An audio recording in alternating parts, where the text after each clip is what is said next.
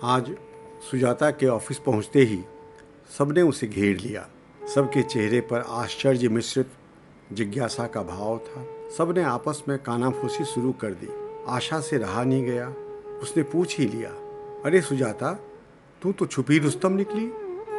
सुजाता ने जानकर भी अनजान बनते हुए कहा, क्यों, क्या हुआ? आशा चिढ़ गई। मुंह बनाते हुए कहा, अब ज़्यादा बन मत। या हाथ में चूड़ी या माथे पर बिंदी, तुमने बताया भी नहीं और शादी कर ली। सुजाता का चेहरा मलिन पड़ गया। उसने भावुकता के साथ कहा, क्या बात करती हो? तुम सब जानते हुए भी अनजान बन रही हो। कई बार कह चुकी हूँ कि उनके जाने के बाद उनका स्थान किसी को नहीं दे सकती। वंदना ने नम्रता के साथ कहा, वही तो सुजाता दी, आप तो जीजा जी के जाने के बाद कभी न बिंदी लगाई माथे पर, कभी आपकी कलाइयों पर चूड़ियाँ ही देखी हमने। फिर यह आज आपके माथे पर ये लाल बिंदी, ये हाथों में चूड़ियाँ, अरे ये आज लाल लिपस्टिक भी तो है। आप तो नेचुरल कलर ही लगाती थी। वंदना की आंखों में सहज प्रश्न का भाव था। उसने फिर कहा, यह सब देखकर सबको तो लगेगा ही ना कि वह पूरा वाक्य नहीं बोल सकी।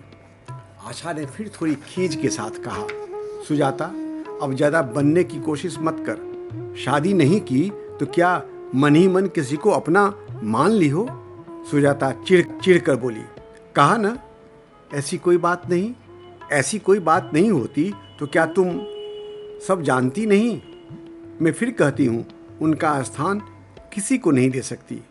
वे मेरे दिलो दिमाग में छाए हैं, लगता है साथ हैं मेरे हर वक्त।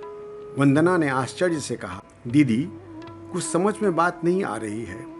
यह लाल बिंदी, ये चूड़ियाँ, ये लिपस्टिक, अचानक इस बदलाव के पीछे राज क्या है? कुछ तो बताइए। सुजाता ने एक लंबी सांस लेते हुए कहा, चल उधर बताती हूँ।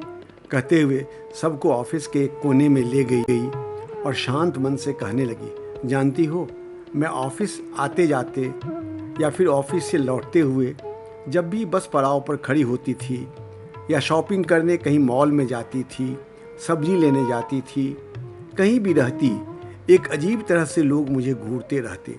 फिर शरारती लहजे में बोली, शायद उन्हें लगता हो कि कोई वैकेंसी है। उनकी आंखों में जैसे एक सांकेतिक अश्लील आमंत्रण का भाव रहा करता था। 1.5 साल से परेशान हो रही थी मैं। सच बताती हूँ, लगता था किसी की आंखें हमारा पीछा कर रही हों। कोई रास्ता नहीं पीछा छुड़ाने के लिए। बहुत सोची, क्या करूं, क्या करूं। बस मैंने यह कवच धारण कर लिया। क्या करती? अब जिसे जो सोचना हो सोचे, पर मेरे लिए ये चूड़ी, ये बिंदी नहीं है, ये सिंदूर, ये रक्षक हैं मेरे, बस ये मेरे रक्षक हैं।